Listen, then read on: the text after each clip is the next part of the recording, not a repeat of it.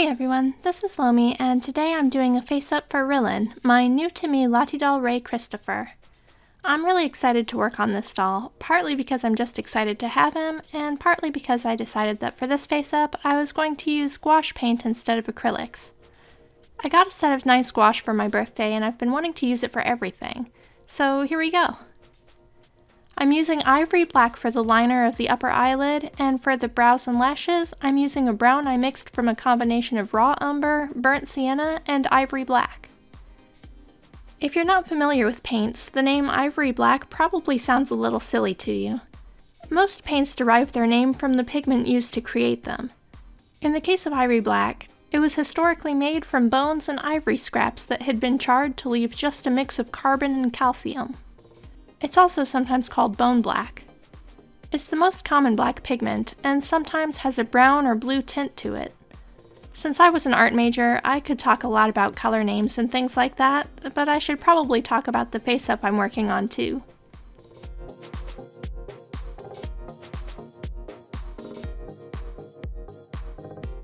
The gouache I'm using has been thinned so that it's mostly water.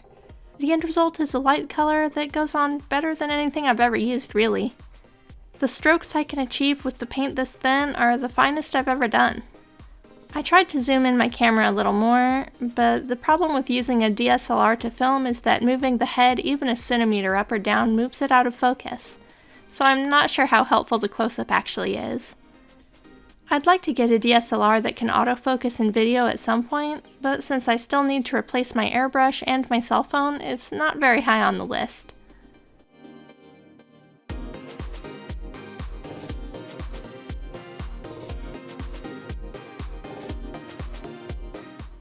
My favorite part of using the gouache already is that I can easily touch up or change anything about the paint while I'm going, without having to stop and reseal the doll. I can shorten the lashes, remove problem strokes, or wipe entire sections if I decide to redo them.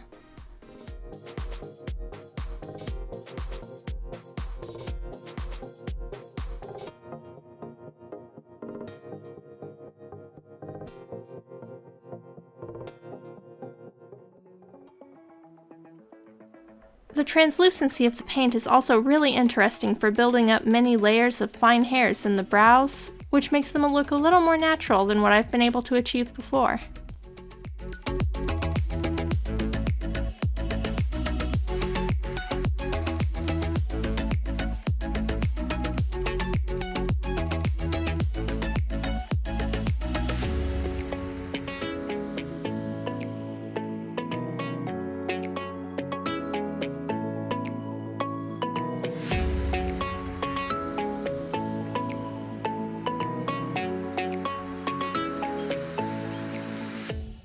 So I think for face-ups, gouache may be my new favorite material.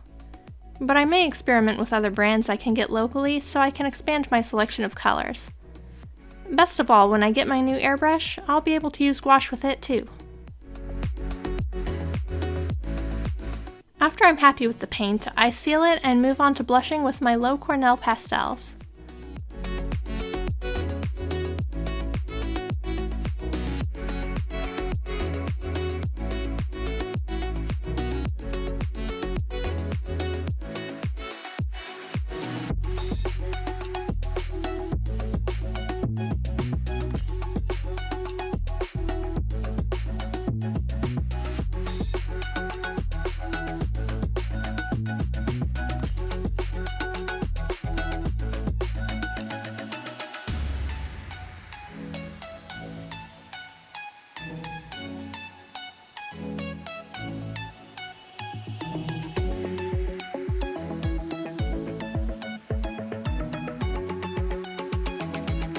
Since I prefer softer, more natural face-ups, I stick to shades of peach and pink.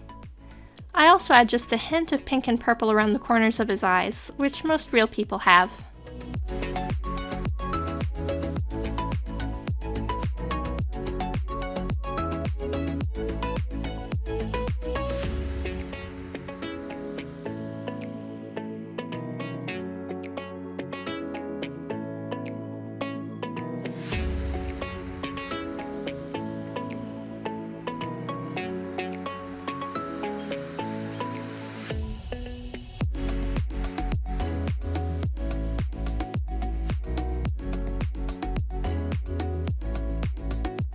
I use a few colors of brown for his brows, trying to go light on the color and relying more on blending. I'm still learning this part, but every time I work on a doll, I feel a little more confident about what I'm doing.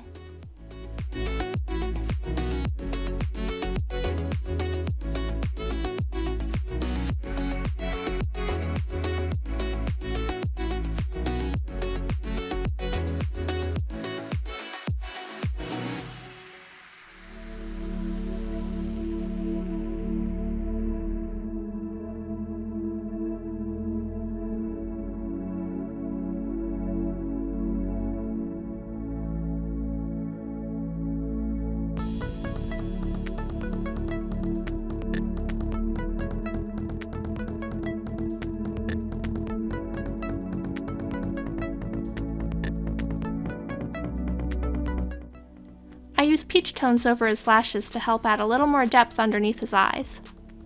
I typically just use a peachy pink pencil for the waterline of his eyes, but for this doll, I've also used a bit of pink pastel to make it a little brighter.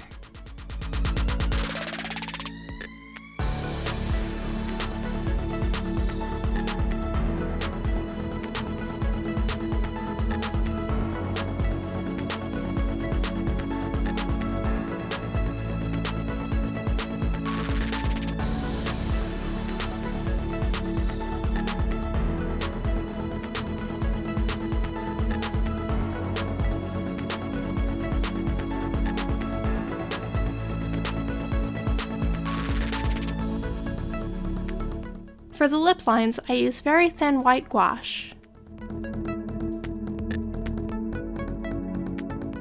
To clean up between the lips, I use a small brush dipped in water.